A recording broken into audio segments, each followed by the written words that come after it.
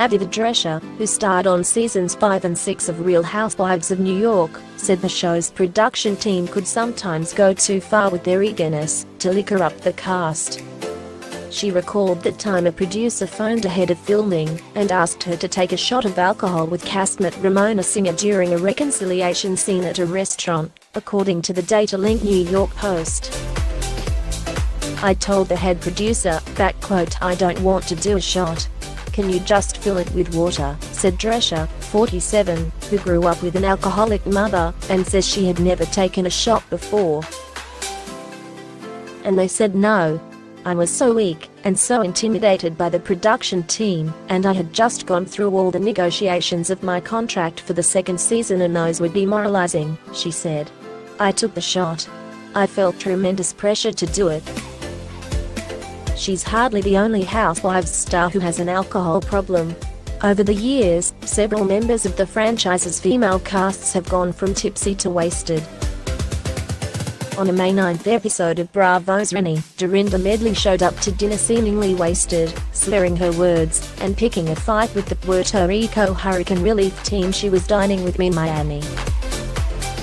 After disinviting Medley to Puerto Rico, Medley's dinner companion and castmate, Bethany Frankel, had a change of heart, but gave her a stern talking to during their private jet ride to the islands. "We were drunk," Frankel said.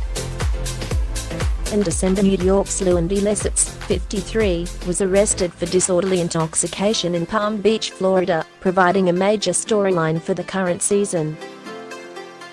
Meanwhile, on The Real Housewives of Potomac, Monique Samuels, 34, was accused of wrecking her Bentley after allegedly downing 4 martinis post-filming on a May 6 episode. Samuels was then seen drinking an entire bottle of wine by herself that same episode.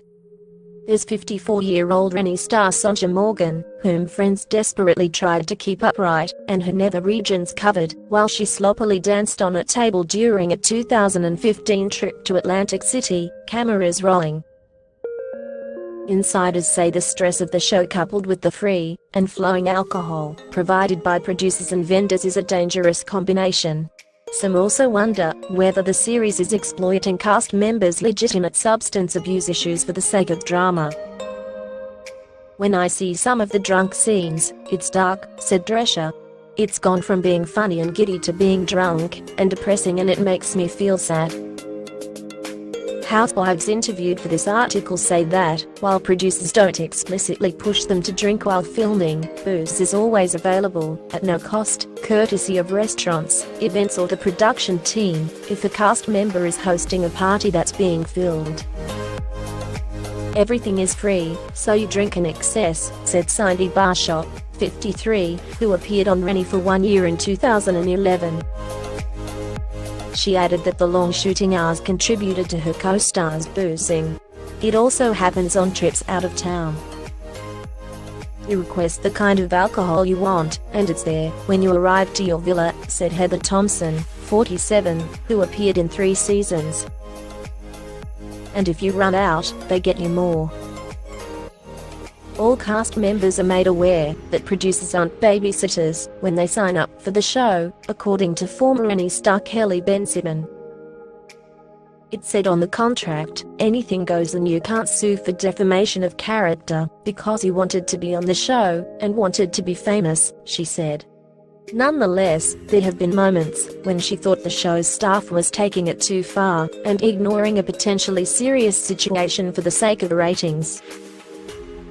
Bensimon, 50, said that one night, while filming, castmate Morgan was drunk and unable to walk as her hair extensions were falling off her head. "I was like, I need to bring this woman home. This is just not cool," said Bensimon. The producer said, don't help her. "If someone is in a bad situation, I don't care if the cameras are rolling or not. I'm not going to let someone look bad because they are getting crazy. I know what's going to happen once the footage airs, so let me help them out," said Bensimon. She believes that her professional reputation was tarnished after appearing on the series. "It almost ruined my life," admitted Bensimon, who barely drank on the show, but was made to appear unstable, she said. When I got off the show, people said I was crazy and unhireable. A network spokeswoman told the Post, the franchise follows the women in their real lives. No one is pressured to drink alcohol. If the network, production company or castmates have deemed that someone is putting themselves at risk in their overall lives, we have taken, and will continue to take responsible action.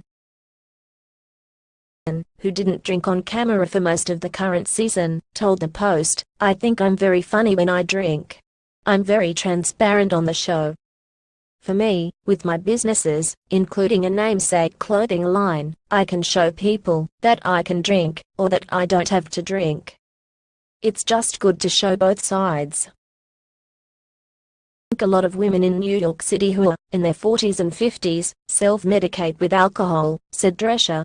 But then you throw in a reality show where you are basically a gladiator with tits, and you have the perfect recipe for a drinking disaster. And a disaster for the women can be a win for the network. The producers just have two goals, continued Drescher. One is to create a great television show. And two, if they can capture reality, that's TV gold.